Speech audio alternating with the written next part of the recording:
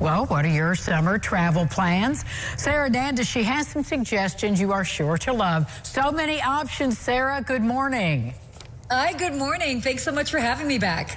Well, we just have a whole list of things to talk about because everybody's thinking about that summer vacay. So what's the top of the list for Memorial Day weekend travel?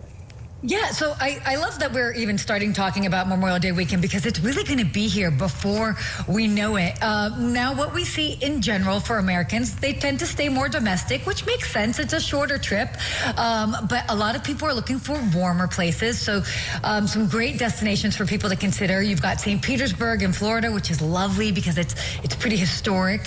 Also, Asheville, North Carolina, if you have not been yet, definitely a popular destination, a huge food scene there, by the way. And then, of course, there's always Maui in Hawaii. I was just there actually the last time I was on the show, and they're still, again, welcoming back travelers. So Maui really is a great destination, especially if you want to, check off on the list visiting Hawaii. And then those that are on the West Coast, Lake Tahoe, another fantastic destination. They've got a couple new properties there, and it's certainly a good time to visit over Memorial Day weekend. I love all of those spots. Tahoe is breathtaking, of course. So let's talk plane tickets. What are the prices? Up, down?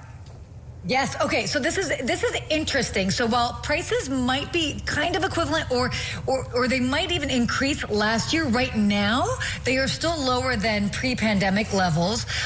So we're kind of looking at round trip flights within the U.S. are averaging about $290 for April, but they're going to be rising over in the next coming months. So May and June are probably going to be about the highest. The average price for a hotel for a plane ticket would be about $315, and then it'll go back down by September. Now, what's interesting, May and June are pricier, where most people might think it might be July or August, but a lot of this is because summer travel demand has sort of shifted a little bit earlier. A lot of schools, especially in the South, are finishing their summer breaks a little bit earlier this year, so people are really trying to get out there as soon as they can to celebrate summer. Sounds like fun. So, I love Europe. What about travel to Europe this summer? Okay, so this is interesting as well, too. So right now, prices to Europe are actually a little bit less than what they were last year, which is a good thing because prices last year were very, very high. Yeah. Now, for those that are paying attention, have been paying attention, the Olympics are going to be happening in Paris this summer. Now, right now, up until basically the beginning of July, prices are definitely less than what they were last year, but certainly they will get higher. The average cost right now for a flight to Paris for the Summer Games is only about $947, which is actually 2% lower than last year. But if you're looking for hotels, the average pricing, especially in Paris, is going to be about $400 a night. So these are things to just keep in mind if you want to go ahead and plan that European vacation. But if you are going to the Summer Games, a pro tip is to not necessarily fly into Charles de Gaulle, the big airport there in Paris. Try to fly to a different destination, a different big city in Europe, and then you can take the train in. It'll save you a lot of hassle. Well, and train travel is excellent over there. So easy to do, easy to access. So we still have some time to plan. So what are your tips about planning?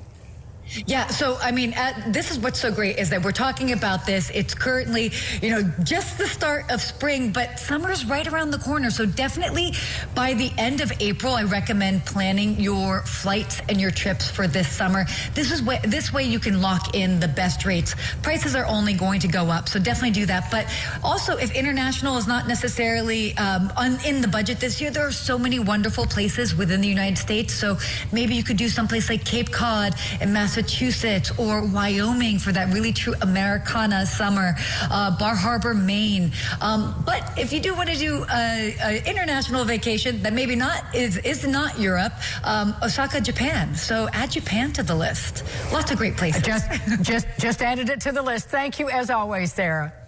Thanks so much for having me. And more lifestyles for you right after this message. Please stay with us.